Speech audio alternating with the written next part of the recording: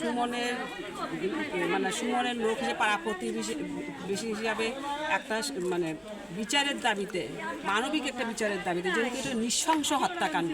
এই হত্যাকাণ্ড আসলে বর্ণনা দিতে গেলেও চোখ দিয়ে পানি এসে, যে সামনে একটা ছেলেকে পিটায় খুঁচায় কীভাবে মারলো, এটা আসলে মানে চোখের সামনে বেশি আসলে চোখ দিয়ে এমনিতে পানি ঝরে।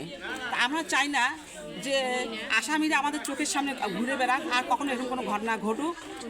পুলিশ এবং প্রশাসনের কাছে আমরা অনুরোধ করব, এমনভাবে চার্জশিটটা তৈরি হোক এই আসামিরা যেন আইনের ফাঁক ফোকর গলে বেরিয়ে আসতে না পারে, এবং এদের সর্বোচ্চ শাস্তি ফাঁসি আমরা দাবি করছি। সবাই আমরা ফাঁসির দাবি করতেছি, ফাঁসির জন্য ওদের কার্যকর করা হয়, আসামিরা যেন প্রকাশ্যে ঘুরে বেড়াইতে না পারে।